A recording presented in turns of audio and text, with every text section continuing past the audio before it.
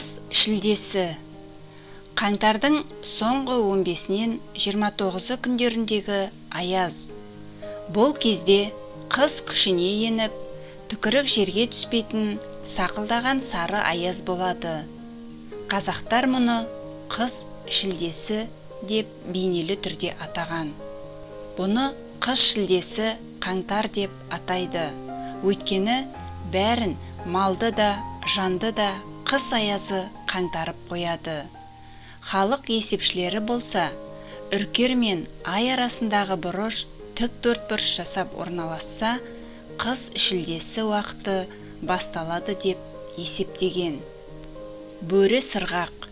Қаңтар айының 15-нен 19 күнінде ат құлағы көрінбейтін борандар соғады. Қаңтардың қатты аязы 18-нен 19-на қараған түні қасқырдың арланы мен қаншығы жұптасады. Осы түн әлемдегі барлық заттың тазару түні. Әсіресе судың ең тазаратын уақыты. Қасқырлар түнгі 12-ден таңғы 6-ға дейін жұптасады, ұйығады. Көпті көрген көнекөз қариялар қасқырлардың жұптасуына орай қаңтардың осы түнін бөрі сырғақ деп атайды. Сырғақ деудің себебі қатты соққан бораннан қар үстінде ештеңе тұра алмайды, сырғанап ұшып кетеді. Ертеде бабаларымыз осы күнгі сумен нәрестені қырқынан шығарып, екіқабат әйелдерді жуындырған. Нәрестелер қасқырдай батыр болар деп.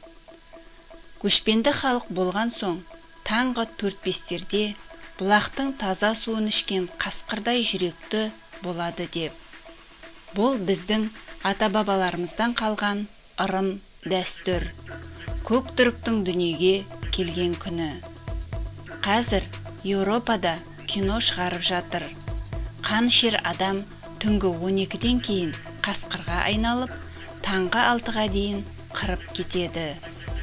Бұл біздің түркі қазақ халқынан қорыққаннан осылай аңызға айналдырған.